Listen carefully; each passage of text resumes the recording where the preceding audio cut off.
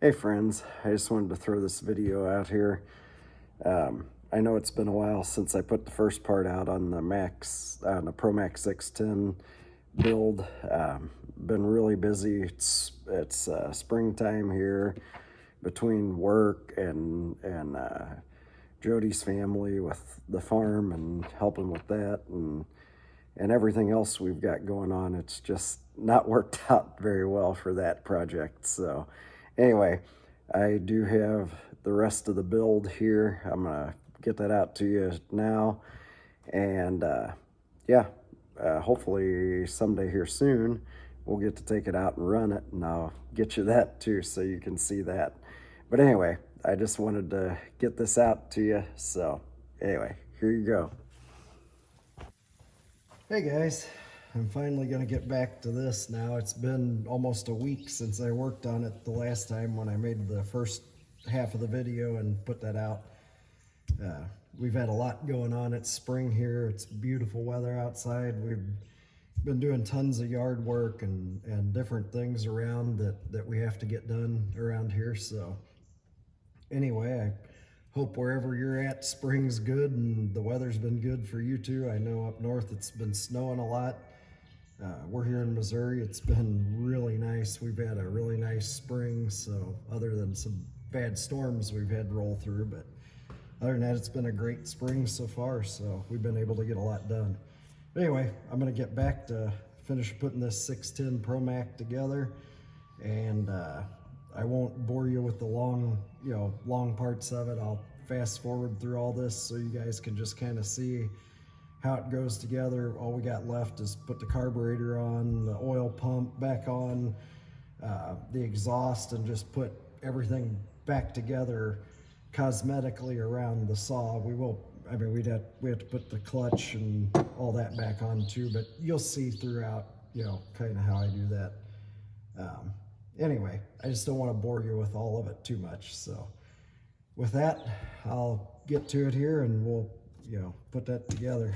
So anyway, all right, I got that sat down in there good. Now we can take and put a coat of Moto-Seal around, and we'll put the crankcase on. So we'll take our Moto-Seal and we'll just always put a little bit right there extra where your seams meet, and then we just come around with a fine deal. Put a little bit more, like I said, right there along your things where your bearing fits down into the cylinder or the crankcase. You want a little extra there, and then just come around.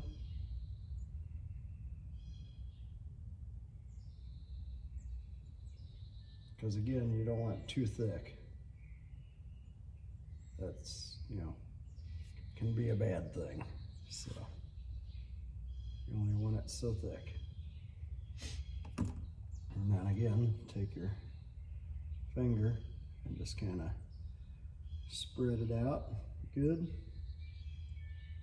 Get a good coating, because you don't want this to leak. You run into a whole nother heap of problems if it leaks. So you don't want that for sure. And since we're not running a base gasket,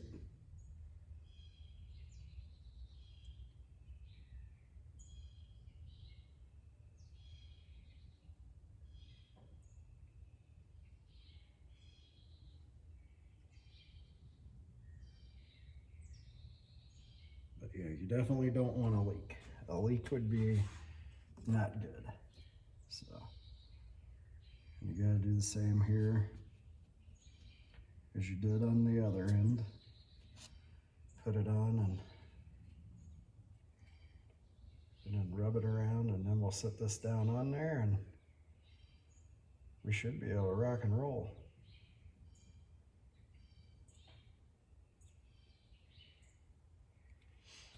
All right, let's see what we can do here. Get that coated good out to the edge, because the edge is where your leaks are going to be the worst. If it happens, it doesn't matter if it leaks to the inside, obviously. So outside is important. So I try to goop it to the outside the best I can. And then on the top, you just rub it around. Let it sit for a minute.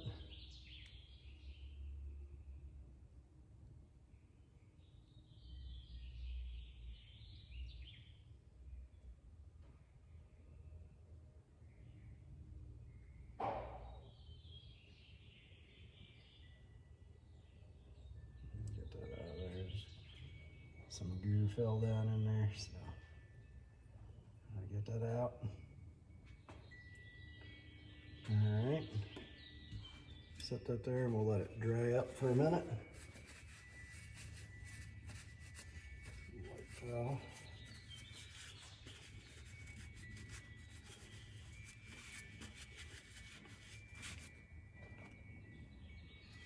All right. Should have been sitting long enough. And look at this. And it can only go one way because you can't turn it around the other way or the bearings won't fit your crankcase. So it only goes on one direction. And after we let that sit, I'm gonna let that sit up for just a minute longer yet. Because it's better to let it sit up a little bit longer.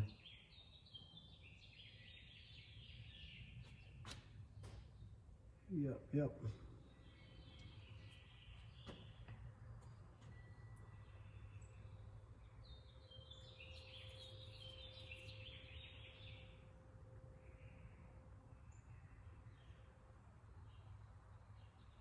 Sure hope this thing runs good after this. I don't know. Like I said earlier, I'm no mechanic. I'm just kind of screwing around with it, so.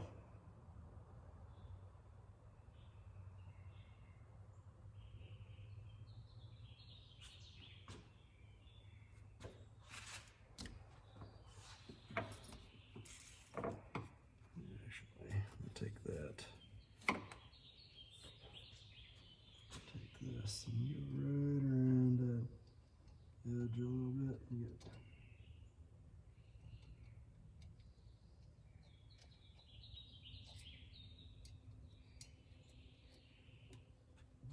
Take just a little bit of that around the edge off.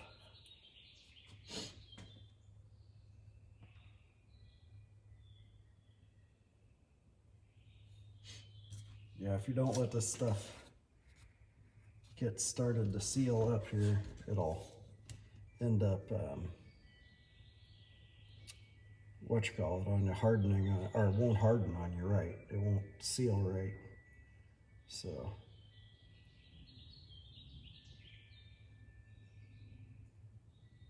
Take this, well, I'm gonna leave that on. I'm just gonna put a nail in it because I'm gonna be using this again here pretty quick, like, so. All right, that should be pretty good, I think. So we'll take this and we'll just sit it down on there like so.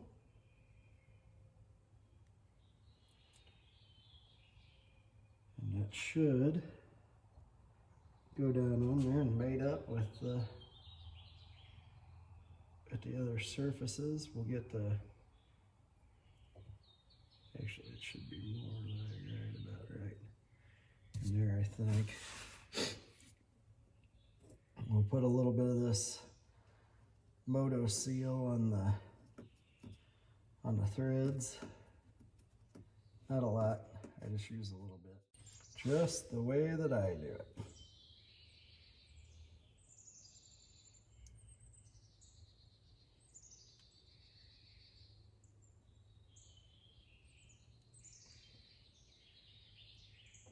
Kind of like at in a engine in a car too. I always seal any bolts that go to water or crank or I mean oil or, yeah. I always seal that stuff up. Just always makes sense to me to do. Maybe I'm wrong, maybe I'm right. I don't know. When we're putting this together, we got multiple parts to the intake that go on to the cylinder head, and then your top handle with your air cleaner basket goes on, and then with a gasket, you know, under here, it goes on, and then you'll have this block that goes on, and that is what your actual carburetor bolts to. So since I'm gonna do this in a sped up version, I just wanted to kind of show you guys that before I get started on it. And then I'll also, when you go to put your coil back on, first of all, when you take it apart, you should always measure your gap between the coil and the flywheel. And on this saw, it was between 12 and 13 thousandths. So that's where we'll set that back to when we put that back together, just so you guys know that that's what needs to be done if you guys are working on one of these 610 Pro Max saws. So anyway, I'll speed this up and we'll get it done.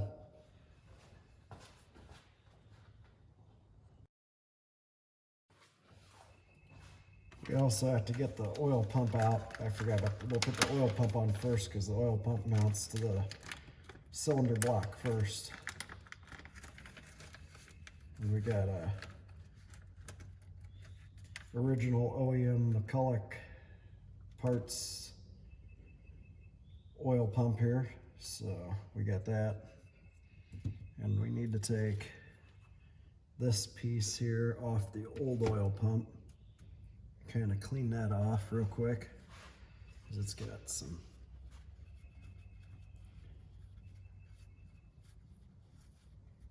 oil and wood chips and stuff around it. So all right, we'll take that off. We'll stick that on there like that. And we'll take our gasket.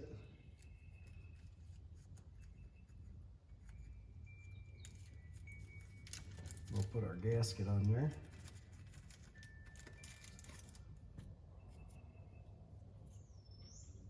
Let's see here, let's test fit this so we get it right.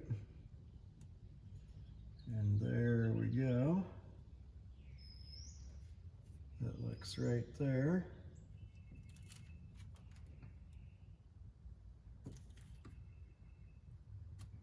Okay.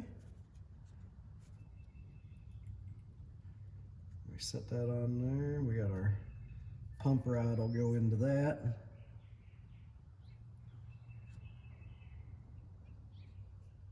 Yep, those are there. Looks like that'll set on there. Just like so, right there. Okay. All right, I got the oil pump bolts here. Switched from the old oil pump into the new one. We'll get that mounted on here. And then we'll put the coil on and put the carburetor on, and the top handle piece goes on before the carburetor, of course, but we'll get that all put on. And then, yeah, then it's just putting the outsides together, put the clutch on, and this thing will be ready to rock and roll. So getting pretty close here. All right, I'll show you, speed this up and we'll get it going.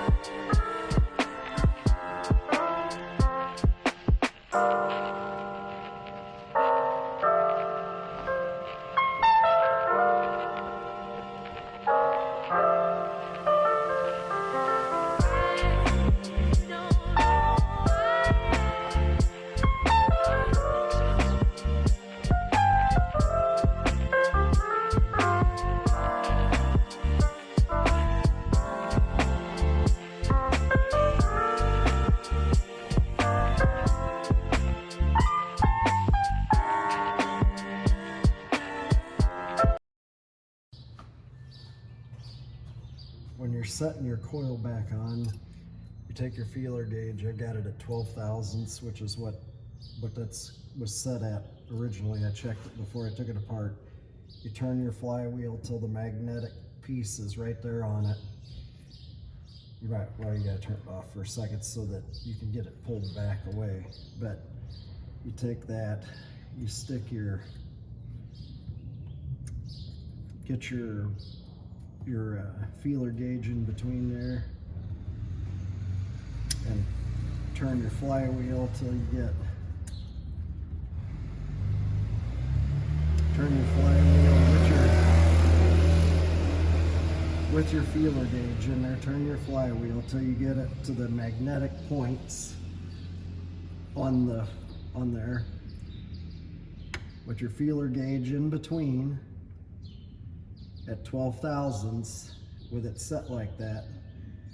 Then you take and you tighten your bolts down, and that will give you the 12 thousandths gap needed that it had originally before I took it apart.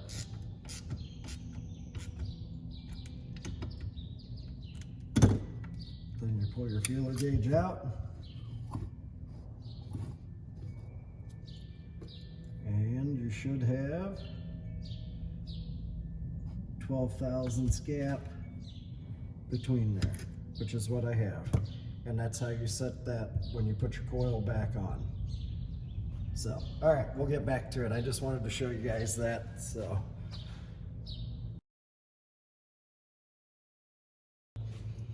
All right, now we're putting the clutch on, and I just wanted to show you guys how to do that real quick, and explain it. I cleaned my bearing up. It's still good. It's in real good shape. I cleaned it up. I'm gonna put a little grease on it, and I'm gonna put a little grease around the shaft here on the crankshaft, and then we'll put this thing together here real quick. So, shouldn't take but just a minute here. We'll rub this grease in as we go. You wanna get it down into those needle bearings. Get it worked in there real good.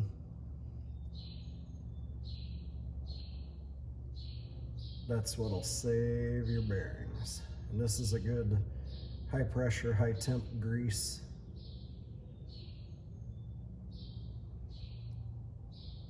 So that'll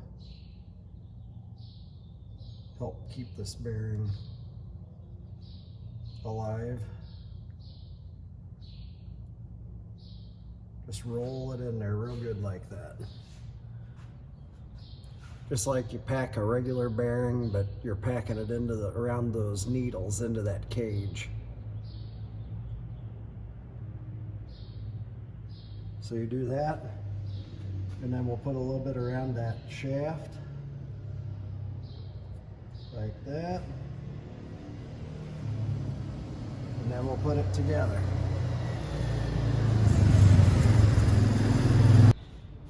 All right, got that greased, and I'm gonna stick this down on there. And you see that rolls real easily.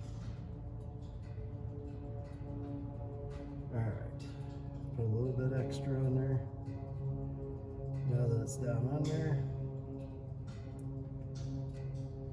move that around.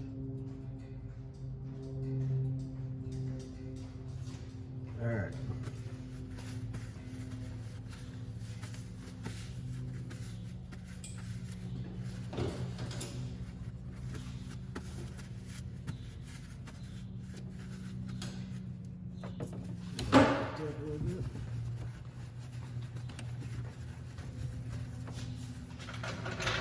And before you put your clutch on, you you got to put your sprocket down over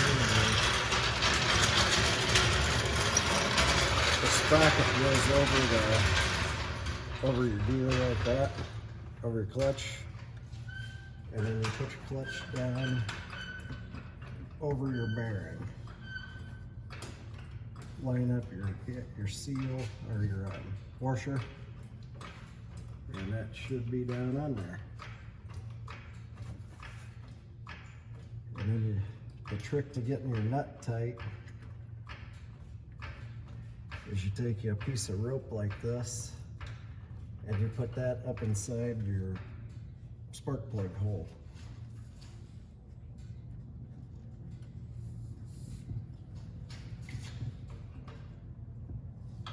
Get that finger tight on there, and you just fish this up in your spark plug hole. You can look into your cylinder and see where it's at, which you need to have it kind of open on your exhaust port so you can get this in.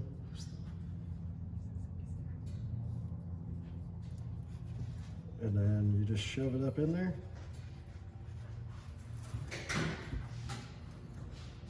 Hold on a second here, my son's working on his four-wheeler. What do you got? What do you need over there? I got that. Okay, the small one? Yeah. Okay. I got the big one over there by Joe's truck on the floor. Well, these stupid rotor guards.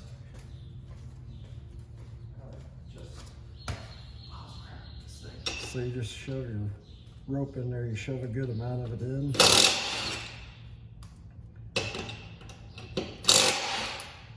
Then once you get a good amount of it in there,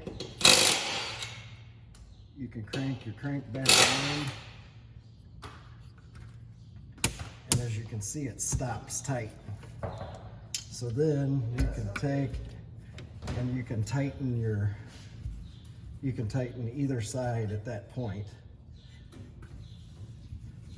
If you need to work on your flywheel or your clutch, that's how you do it. So you can stop it, and then you find I'm not sure, I can't remember, I think it's a 17.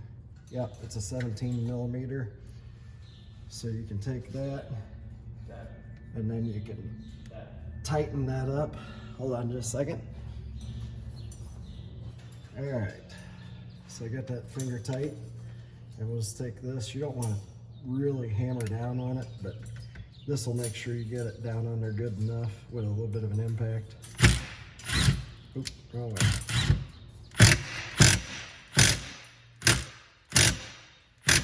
Just like that. It's probably plenty good.